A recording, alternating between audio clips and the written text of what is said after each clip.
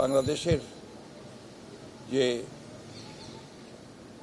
গণতন্ত্রের যে ধ্বংস করে দেওয়া হয়েছে,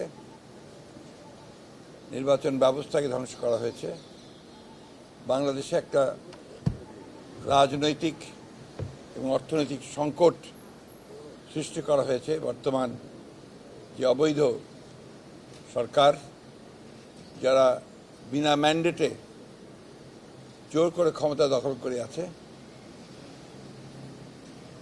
তাদের বিরুদ্ধে আমরা বাংলাদেশের বিরোধী দলগুলো দীর্ঘকাল ধরে আমরা সংগ্রাম করছি, লড়াই করছি। আপনারা সবাই জানেনও যে আমরা এই জন্যে রাজনৈতিক দলগুলো, আমরা অনেক দল, প্রায় 63টা রাজনৈতিক দল আমরা যুগপৎ আন্দোলন করে আসছি। এর মধ্যে সরকার দমননীতি চরম পর্যায়ে গিয়ে একটা দামি নির্বাচন করে তারা একটা নির্বাচন করেছে, আবারও তারা ক্ষমতা সেই জবরদখল করে বসে গেছে বেআইনিভাবে।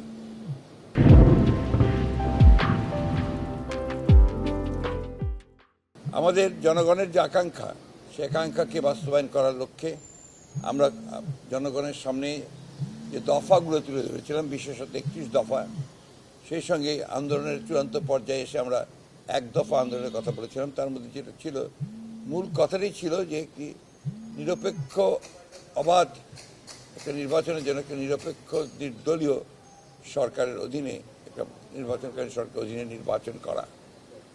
সেই লক্ষ্যে আমরা বিগত কয়েক বছর ধরেই আমরা রাজনৈতিক দলগুলোর সঙ্গে যুগপৎ আন্দোলনের ধারায় আমরা আলোচনা করছি, কথা বলছি, আন্দোলন করছি।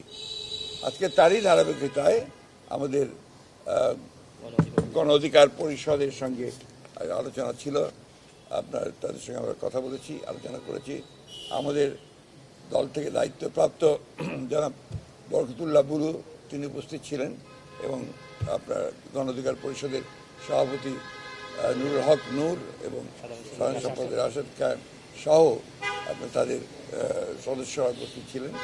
আমরা চলমান যে গণতান্ত্রিক আন্দোলনের জন্য কী ধরনের আপনার কর্মসূচি গ্রহণ করা যায় এবং কিভাবে আমাদের লক্ষ্যে পৌঁছানো যায়, বর্তমান রাজনীতির পরিস্থিতি এবং তার বিশ্লেষণ, সেই সঙ্গে আমাদের কর্মসূচি নির্ধারণের জন্য আমরা প্রাথমিক কিছু আলোচনা আজকে করেছি।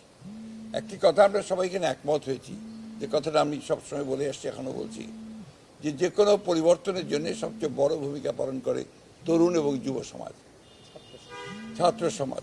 সেই ক্ষেত্রে আমাদের যারা গণ অধিকার পরিষদে আছেন, আমি খুব আশাবাদী যে তারা কিন্তু সবাই প্রায় একেবারেই তরুণ এবং ছাত্র নেতা থেকে উঠে এসছেন।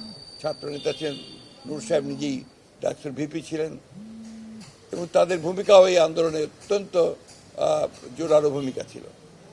আমি যেটা আশা করব যে আগামী দিনের গণতান্ত্রিক আন্দোলনে তারা তাদের ভূমিকা অক্ষুণ্ণ রাখবেন, এবং একই সঙ্গে জনগণকে সংগঠিত করবার ক্ষেত্রে তারা তাদের ইতিবাচক ভূমিকা পালন করবেন। বাংলাদেশের জনগণ কারো উপরে নির্ভর করে তার গণতান্ত্রিক অধিকার ফিরিয়ে আনবে, এটা আমরা মনে করি না। বাংলাদেশের জনগণ সবসময় তার নিজের শক্তিতে, নিজের পায়ের উপর ভর করেই 70 সালের পূর্বেও আন্দোলন করেছে, 70-এ আন্দোলন করেছে, 71-এ মুক্তিযুদ্ধ করেছে, এবং পরবর্তীকালেও আমরা যে আন্দোলন করছি সম্পূর্ণ জনগণের শক্তিতেই নির্ভর করে আমরা আন্দোলন করছি গণতন্ত্রকে পুনরুদ্ধার করার জন্য। সুতরাং এই বিষয়ে আমরা খুব বেশি একটা কথা বলতে চাই না।